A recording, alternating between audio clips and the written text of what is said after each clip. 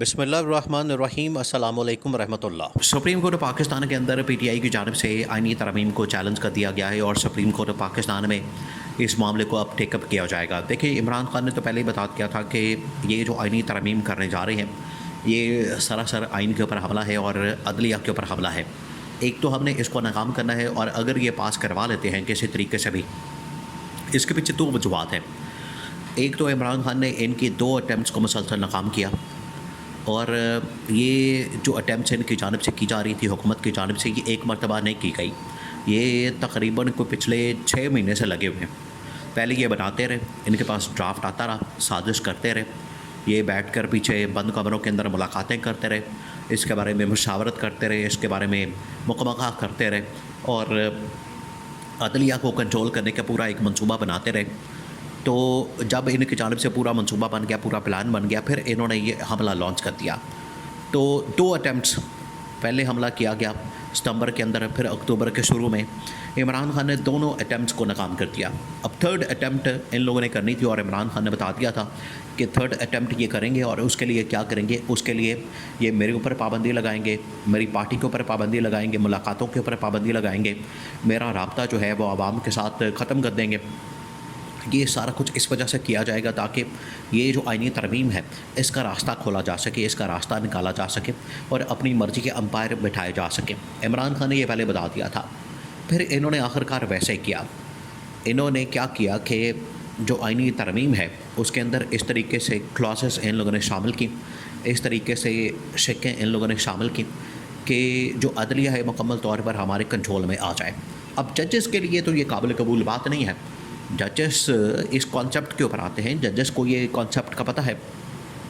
ججز کو اس معاملے کا پتہ ہے۔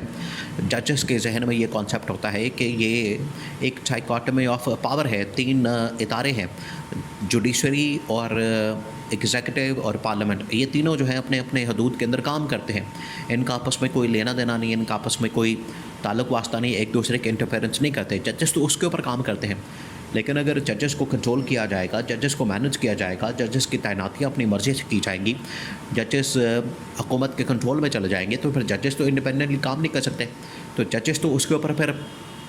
مزاحمت کریں گے، ججز تو اس کے اوپر ریزسٹنس کریں گے، اور یہی آج ہو رہا ہے۔ بہرحال پی ٹی آئی نے پہلے ہی اعلان کر دیا تھا، پی ٹی آئی نے بتا دیا تھا، پی ٹی آئی اب 2 فرنٹس کے اوپر لڑنے جا رہی ہے۔ 2 فرنٹس ہیں، ایک ہے عدالت کا فرنٹ، کیونکہ یہ عدلیہ کے اندر ایک مداخلت ہے،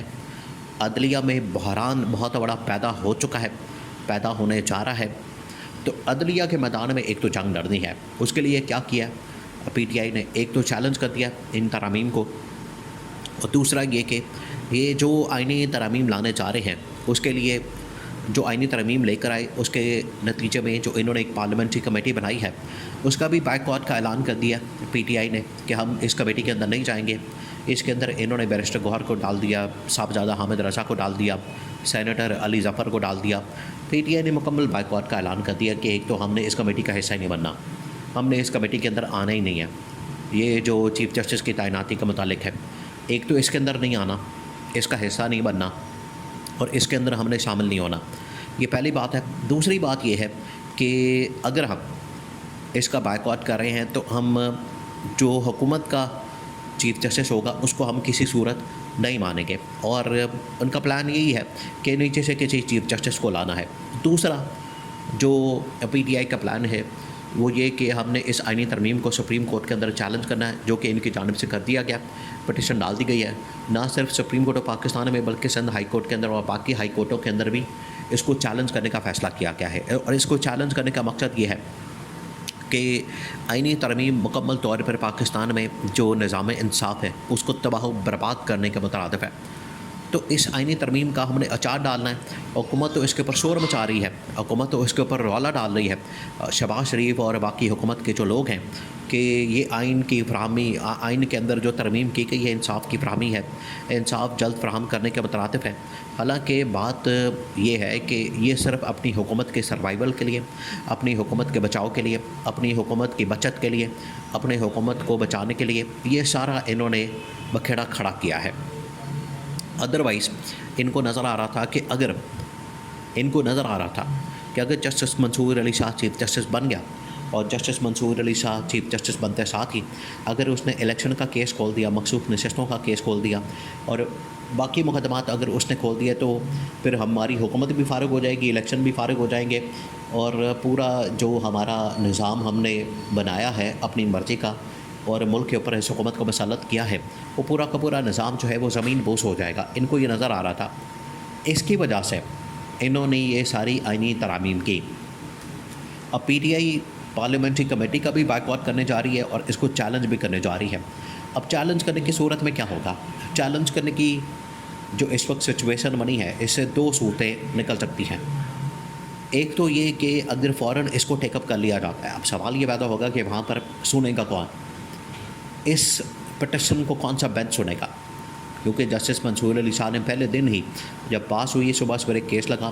جسٹس منصور علی شاہ کوچم نمبر کے اندر آئے، نمبر 1 میں آ کے بیٹھ گئے۔ انہوں نے کہا کہ اب کیا کریں؟ اب ہم گورنمنٹ سے رابطہ کریں، گورنمنٹ ہمیں آ کے بتائے، گورنمنٹ کا بندہ آئے۔ اب تو ہم گورنمنٹ کے بالکل رحم و کرم پر چلے گئے ہیں، گورنمنٹ کے اب ہم ڈپینڈنس ہو گئے ہیں گورنمنٹ کے اوپر۔ وہ ہمیں بتائے گی صبح سویرے آ کے کہ ہم نے کون سا کیس سننا ہے، کون سا کیس لگانا ہے، کون سا بینچ بنانا ہے، کس جج کے سامنے کون سا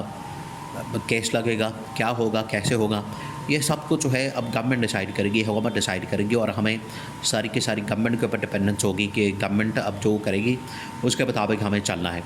تو ایک تو یہ کہ یہ جو چیلنج کی گئی ہیں آئینی ترامیم، اس کو کون سا بینچ سنے گا، کس بینچ کے سامنے اس کو لگایا جائے گا اور کون سے ججز اس کے اندر بیٹھیں گے۔ اور دوسرا یہ کہ اگر اس کو ٹیک اپ کر لیا جاتا ہے تو اتنی دیر تک یہ جو آئینی ترامیم ہے ان کے پر اسٹے آ جائے گا،